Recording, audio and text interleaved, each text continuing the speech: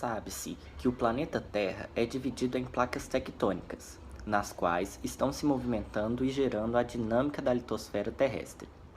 Com isso, os continentes estão sempre mudando de lugar ao longo da história geológica.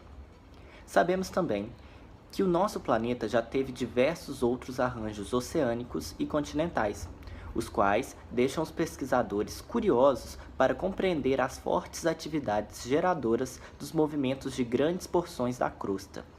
Sendo assim, o ciclo de Wilson é de fundamental importância para o entendimento da dança dos continentes. A teoria do ciclo de Wilson, proposta em 1966 pelo geólogo e geofísico canadense John Tuzo Wilson, consiste na abertura e fechamento de bacias oceânicas. Mas o que isso teria a ver com a tectônica de placas? Bom, muito mais do que você pode imaginar. Esse ciclo está intimamente ligado com a dinâmica termal do manto terrestre e também com a criação e consumo de litosfera oceânica. Ou seja, quando os continentes irão se unir ou se separar devido aos movimentos das placas tectônicas. Portanto, a abertura e fechamento das bacias oceânicas estão relacionadas a atividades de convecção no manto. O ciclo de Wilson acontece repetidas vezes, periodicamente, durante toda a história do tempo geológico da Terra. E ele pode ser dividido em 5 etapas, que têm características distintas. E esses estágios, entre eles são: 1. O rifteamento, que é a dispersão de um continente em duas partes que se afastam entre si, sendo um bom exemplo o rift do leste africano. 2. A abertura de uma bacia oceânica rasa e sua expansão, como o Mar Morto, em Israel. 3. O desenvolvimento para um oceano maduro, como a dorsal subaquática, caracterizado atualmente pelo Oceano Atlântico. 4. A zona de subducção, como os Andes, onde há o mergulho da litosfera oceânica em direção ao manto. E por fim, 5. A colisão continente-continente, quando duas massas de terra se chocam, causando o espessamento da litosfera e formando cordilheiras montanhosas, como é o caso dos Himalaias. O ciclo de Wilson, como o nome já diz, funciona ciclicamente e está na Terra desde o início da tectônica de placas, há cerca de mais ou menos 3 bilhões de anos. Os processos provocam a interessante união de porções de terras de tempos em tempos, o qual chamamos de supercontinentes. Mas será mesmo que existirão supercontinentes? A resposta é sim. Você já observou o mapa mundi e percebeu como os continentes se encaixam? O maior exemplo é a costa leste da América do Sul com a costa oeste africana, que se encaixam como um perfeito quebra-cabeça.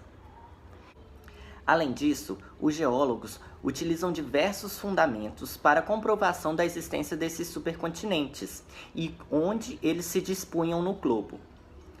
Entre os fundamentos analisados estão a correlação de fósseis, indicadores paleoclimáticos, a continuidade de províncias geológicas. Mas também existem métodos mais recentes, como a geologia isotópica, o paleomagnetismo e a geologia comparativa. Quando as massas de terra seca, após vários ciclos de Wilson, unificam-se em mais de 70% do seu total, são formados os supercontinentes, sendo o mais famoso o Pangeia, durante a época dos dinossauros, que se unificou há 320 milhões de anos e se separou há 130 milhões de anos. Entretanto, existem outros mais antigos, como o Rodinia e o Nuna, indicando que existem ciclos dos supercontinentes. Mas como funcionam esses ciclos? Sabemos que após simultâneas colagens, os supercontinentes se estabilizam. Isso deixa essas grandes porções de terra estáveis por milhões de anos. Por outro lado, a quebra desses supercontinentes está relacionada com o início de uma subducção, que no caso do Pangeia ocorreu próximo às regiões costeiras, que irão quebrar o supercontinente nas zonas de descontinuidade, ou seja, onde já haviam falhas de antigas cordilheiras montanhosas.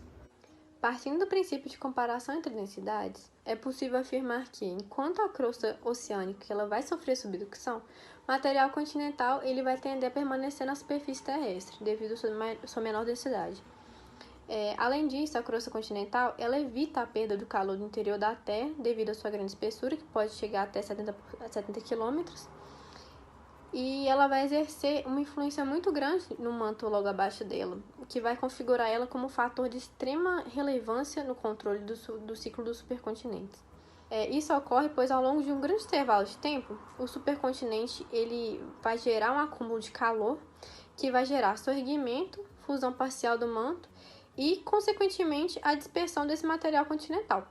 Em 1988, foram produzidos os primeiros modelos numéricos que tentaram replicar a formação dos supercontinentes e acabou sendo descoberto que um grande continente ele tem a capacidade de evitar o esfriamento mantélico, que levaria à fragmentação do continente por superaquecimento. Combinando a área de abrangência desse supercontinente e do isolamento continental, pode-se gerar temperaturas no subcontinente bem mais elevadas do que as do manto logo abaixo da crosta oceânica. Com isso, um grande geóide ele vai ser gerado logo abaixo do supercontinente, bem aos moldes do que atualmente existe na África, que foi gerado a partir da expansão termal causada pelo isolamento continental.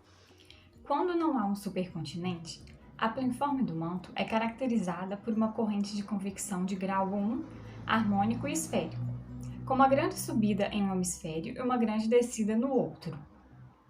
Quando há um supercontinente acima da descida da corrente, uma planiforme predominantemente de grau 2 se desenvolve com duas descidas antipodais principais. Consequentemente, uma planiforme predominantemente de grau 1 atua para formar um supercontinente, que, uma vez totalmente montado, muda a planiforme do manto para grau 2. A formação de um supercontinente estacionário gera subducção em suas bordas, o que, por sua vez, gera uma superpluma com 50 mir, o que facilita a dispersão do material continental. Abaixo da superfície, o campo térmico do manto também pode conter informações pertencentes à dinâmica do ciclo do supercontinente. Perto do limite núcleo-manto, material anormalmente quente, caracterizado por velocidades de ondas de cisalhamentos lentas, está presente abaixo das placas do Pacífico e da África, com a última encontrando-se abaixo do local do último supercontinente Pangeia. Como resultado da temperatura atual das anomalias, os perfis térmicos e geoidais do manto são caracterizados por uma estrutura harmônica de grau 2, isso de acordo com modelagem matemática.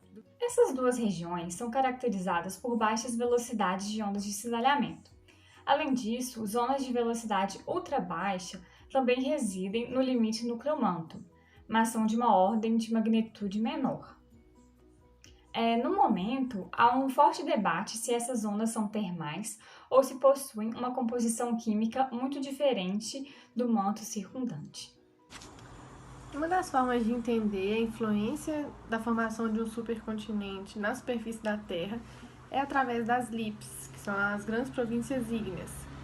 E antes se pensava que essas LIPs elas eram formadas simplesmente pelas plumas profundas, de origem profunda do manto, e agora já é entendido que a origem das grandes províncias ígneas está intimamente associado com a formação dos supercontinentes. Isso é percebido pela análise do registro da história da Terra. Durante a formação, tem só uma pequena atividade de formação de grandes províncias ígneas, e depois que o supercontinente já foi formado, o número de elipses espalhados pelo globo aumentou absurdamente. E o efeito dessas elipses ele ocorre tanto na litosfera como na atmosfera e nos oceanos, e está associado à quebra do supercontinente, porque essas elipses são responsáveis por adelgaçar a litosfera e fazer com que esses supercontinentes eles se quebrem. E também, além disso, está associado a extinções em massa.